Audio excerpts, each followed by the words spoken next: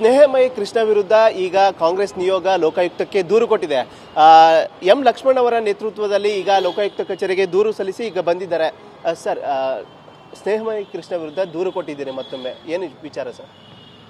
ಈಗ ತನಿಖೆ ನಡೀತಾ ಇರುವಂಥ ಸಂದರ್ಭದಲ್ಲಿ ಮನೋಹರ್ ಅವರು ನಮ್ಮ ಟೀಮು ಸಂಪೂರ್ಣವಾಗಿ ಇವತ್ತು ಬಂದು ಲೋಕಾಯುಕ್ತರನ್ನು ಭೇಟಿ ಮಾಡಿ ಸುಮಾರು 20 ನಿಮಿಷಗಳ ಕಾಲ ವಿವರಣೆಯನ್ನು ಕೊಡುವಂಥ ಕೆಲಸವನ್ನು ಮಾಡಿದ್ದೀವಿ.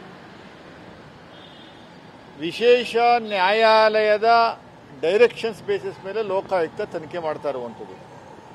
ಆ ತನಿಖೆ ಮಾಡುವಂಥದ್ದಕ್ಕೆ ಇವನು is also one of the petitioner. Snehamayi Krishna ಕೋರ್ಟ್ಗೆ ಹೋಗಿ ಕೋರ್ಟಿಂದ ಡೈರೆಕ್ಷನ್ಸ್ ಕೊಡಿಸಿ ಲೋಕಾಯುಕ್ತದಿಂದ ತನಿಖೆ ಆಗಬೇಕು, ಸಿದ್ದರಾಮಯ್ಯ ಅವರ ಮಿಸಸ್ ವಿಚಾರದಲ್ಲಿ 14 ಸೈಟ್ಗಳನ್ನು ಪಡೆದಿರುವಂಥ ವಿಚಾರದಲ್ಲಿ ತನಿಖೆ ಆಗಬೇಕು ಅಂತ ಇವರೇ ಅಪ್ಲಿಕೇಶನ್ ಕೊಟ್ಟಿದ್ದು. ಅದೇ ಬೇಸಿಸ್ ಮೇಲೆ ಕೋರ್ಟು ಅವರ ಅರ್ಜಿಯನ್ನು ಪರಿಗಣಿಸಿ ಲೋಕಾಯುಕ್ತಕ್ಕೆ ತನಿಖೆ ಮಾಡುವಂಥದ್ದಕ್ಕೆ ಆದೇಶ ಮಾಡಿ ಆದಮೇಲೆ ತನಿಖೆ ನಡೀತಾ ಇರುವಂಥ ಸಂದರ್ಭದಲ್ಲೇ ನಮ್ಗೆ ಇದ್ರ ಮೇಲೆ ಲೋಕಾಯುಕ್ತದ ಮೇಲೆ ನಂಬಿಕೆ ಇಲ್ಲ, CBI ಕೊಡಬೇಕು ಅಂತ ಹೈಕೋರ್ಟ್ಗೆ ಅಪ್ಲಿಕೇಶನ್ ಹಾಕ್ಕೊಂಡ್ರು. ಹೈಕೋರ್ಟಲ್ಲಿ ಚೀಮಾರಿ ಹಾಕಿ ಲೋಕಾಯುಕ್ತ ತನಿಖೆ ಮಾಡ್ತಾ ಇರುವಂಥ ಕರೆಕ್ಟ್ ಹಾದಿನಲ್ಲಿದೆ. ಒಂದು ತನಿಖೆ ಸಂಸ್ಥೆ ತನಿಖೆ ಮಾಡ್ತಾ ಇರೋ ಸಂದರ್ಭದಲ್ಲಿ ಇನ್ನೊಂದು ತನಿಖೆ ಸಂಸ್ಥೆ ಎಂಟ್ರಿ ಆಗುವಂಥದ್ದಕ್ಕೆ ಅವಕಾಶ ಇಲ್ಲ ಅಂತ ಹೇಳಿ ಇವನ ಪಿಟಿಷನ್ಸ್ನ ಡಿಸ್ಮಿಸ್ ಮಾಡಿ ಲೋಕಾಯುಕ್ತ ತನಿಖೆಯನ್ನು ಮುಂದುವರಿಯುವಂಥದ್ದಕ್ಕೆ ಬಿಟ್ಟಿದ್ದಾರೆ. ಲೋಕಾಯುಕ್ತ ಪ್ರಿಲಿಮಿನರಿ ಫಸ್ಟ್ ಇನ್ಫಾರ್ಮೇಷನ್ ರಿಪೋರ್ಟನ್ನು ಪರಿಗಣಿಸಿ ಮೊದಲನೇ ಜಡ್ಜ್ಮೆಂಟನ್ನು ಕೊಟ್ಟಿದ್ದಾರೆ. ಸಿದ್ದರಾಮಯ್ಯನವರ ಪಾತ್ರ, ಸಿದ್ದರಾಮಯ್ಯನವರ ಮಿಸಸ್ ಆಗಲಿ, ಅವ್ರ ಕಡೆ 5 ಜನ ಏನಿದ್ದಾರೆ ಅವ್ರದ್ದು ಏನೂ ಪಾತ್ರ ಇಲ್ಲ. 14 ಸೈಟ್ಗಳನ್ನು ಪಡೆದಿರುವಂಥದ್ದು. ಅವರು 3 ಎಕರೆ 16 ಗುಂಟೆ ಜಾಗವನ್ನು ಮೂಡಾದವರು ಏನು ಇಲ್ಲಿಗೆಲ್ಲ ತಗೊಂಡಿದ್ರು, ಅದು ಪರಿಹಾರ ಕೊಟ್ಟಿರುವಂಥದ್ದು ಅಂತ ಹೇಳಿ ಅದನ್ನ ಕೇಸನ್ನು ಕ್ಲೋಸ್ ಮಾಡಿದ್ದಾರೆ. ಇತರೆ ಸೈಟ್ಗಳನ್ನು ಇಲ್ಲಿಗಲ್ಲಾಗಿ 50-50 ರೇಷಿಯೋದಲ್ಲಿ ಬೇರೆಯವರು ಪಡ್ಕೊಂಡಿರುವಂಥದ್ದು ವಿಚಾರದಲ್ಲಿ ತನಿಖೆ ಮಾಡುವಂಥದ್ದಕ್ಕೆ ತನಿಖೆ ಮುಂದುವರಿಸುವಂಥದ್ದಕ್ಕೆ ಹೈಕೋರ್ಟ್ ಡೈರೆಕ್ಷನ್ಸ್ ಕೊಟ್ಟಿದೆ. ಲೋಕಾಯುಕ್ತ ತನಿಖೆ ಮಾಡ್ತಾ ಇರುವಂಥ ಸಂದರ್ಭದಲ್ಲೇನೆ ಲೋಕಾಯುಕ್ತದ ವಿರುದ್ಧ ಅಪಪ್ರಚಾರ ಮಾಡುವಂಥ ಕೆಲಸವನ್ನು ಸ್ನೇಹಮಯಿ ಕೃಷ್ಣರವರು ಮಾಧ್ಯಮಗಳ ಮುಂದೆ ನಿರಂತರವಾಗಿ ಮಾಡ್ತಾ ಇದ್ರೂ ಕೂಡ ಲೋಕಾಯುಕ್ತ ಸಂಸ್ಥೆ ಸುಮ್ಮನೆ ಕಣ್ಣು ಮುಚ್ಚಿಕೊಂಡು ಅವ್ರು ಏನು ಆಪಾದನೆ ಮಾಡ್ತಾವನೆ ಅದನ್ನ ಆಪಾದನೆಯನ್ನು ನಿಜ ಅನ್ನೋ ರೀತಿಯಲ್ಲಿ ವರ್ತಿಸುವಂಥ ಕೆಲಸವನ್ನು ಎಷ್ಟು ಸರಿ ಅಂತ ನಾವು ಲೋಕಾಯುಕ್ತ ಅವ್ರನ್ನ ಪ್ರಶ್ನೆ ಮಾಡಿದ್ದೀವಿ. ನಮಗೆ ಪ್ರೊಟೆಕ್ಷನ್ ಕೊಡಿ ಅಂತ ನಾವು ಬಂದು ಕೊಟ್ಟಿರುವಂಥ ಕಂಪ್ಲೇಂಟ್ ಅಲ್ಲ ಇದು.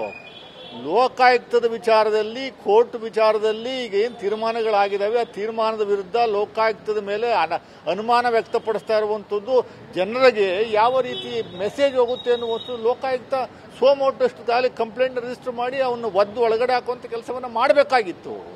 ನಾವು ಹಿಂದೆನೇ ಮೈಸೂರು SP ಗೆ ಲೋಕಾಯುಕ್ತ SP ಗೆ 2-3 ಬಾರಿ ಕಂಪ್ಲೇಂಟ್ ಕೊಟ್ಟರು. ಅವನು ಲೋಕಾಯುಕ್ತನೇ ಸ್ನೇಹಮಯಿ ಕೃಷ್ಣನ್ ವಿಚಾರದಲ್ಲಿ ಎದುರ್ಕೊಂತ ಇದ್ದಾರ ಅನ್ನುವಂಥದ್ದು ನಮಗೆ ಸಂಶಯ ಇದೆ. ಅದರಿಂದ ನಾವು ನೇರವಾಗಿ ಲೋಕಾಯುಕ್ತ ಆನರಬಲ್ ಜಸ್ಟಿಸ್ ಅವ್ರನ್ನ ಭೇಟಿ ಮಾಡಿ, ಪಾಟೀಲ್ ಅವ್ರನ್ನ ಭೇಟಿ ಮಾಡಿ ಮನೋಹರ್ ಅವರು ಸಂಪೂರ್ಣವಾಗಿ ವಿವರಣೆಯನ್ನು ಕೊಟ್ಟಿದ್ದಾರೆ. ಸೋಮೋಟೋ ಮೊನ್ನೆ ದಿವಸ ಏನು ಜಡ್ಜ್ಮೆಂಟ್ ಬಂದು ಸುಪ್ರೀಂ ಕೋರ್ಟ್ ಜಡ್ಜ್ಮೆಂಟ್ ಬಂದ ಮೇಲೆ ಮಾಧ್ಯಮಗೋಷ್ಠಿ ಮೈಸೂರಲ್ಲಿ ಮಾಡಿ, ಲೋಕಾಯುಕ್ತ ಕಚೇರಿ ಮುಂದ್ಗಡೆನೇ ಮಾಧ್ಯಮಗೋಷ್ಠಿ ಮಾಡಿ ಲೋಕಾಯುಕ್ತ ಮತ್ತು ಕರ್ನಾಟಕ ರಾಜ್ಯ ಸರ್ಕಾರ ಮತ್ತು ಸಿದ್ದರಾಮಯ್ಯನವರು ಹೊಂದಾಣಿಕೆ ಮಾಡ್ಕೊಂಬಿಟ್ಟವ್ರೆ. ಇವರು ಅಂಡರ್ಸ್ಟ್ಯಾಂಡಿಂಗಲ್ಲಿ ಜಡ್ಜ್ಮೆಂಟ್ಗಳು ಬಂದಿದ್ದಾವೆ.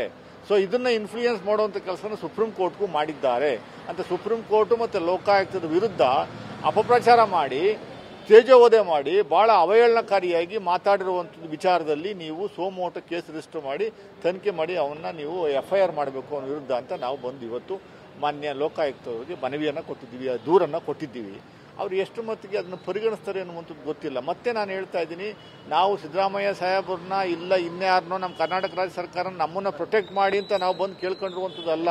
ನಿಮ್ಮ ಮಾನ ಮರ್ಯಾದೆನೇ ಹೊರಗಡೆ ತೆಗಿತಾ ಇರುವಂಥ ಕೆಲಸವನ್ನು ನೀವು ನೋಡ್ಕೊಂಡು ಸುಮ್ಮನೆ ಇದ್ದೀರಲ್ಲ ಸ್ವಾಮಿ, ನೀವು ತನಿಖೆನೇ ಸರಿ ಇಲ್ಲ ನಿಮ್ಮದು, ನೀವು ಅಡ್ಜಸ್ಟ್ಮೆಂಟ್ ಮಾಡ್ಕೊಂಬಿಟ್ಟಿದ್ದೀರಿ, ನೀವೇ ಭ್ರಷ್ಟಾಚಾರದಲ್ಲಿ ಮುಳುಗಿದ್ದೀರಿ ಅನ್ನುವಂಥ ರೀತಿಯಲ್ಲಿ ಅವನು ಮಾಧ್ಯಮದಲ್ಲಿ ಹೇಳಿಕೆ ಕೊಡ್ತಾ ಇರುವಂಥದ್ದು, ನೀವು ಸುಮ್ಮನೆ ಕೂತಿರುವಂಥದ್ದು ಎಷ್ಟು ಸರಿ ಅಂತ ನಾವು ಕೇಳುವಂಥದ್ದಕ್ಕೆ ಬಂದಿದ್ದೀವಿ.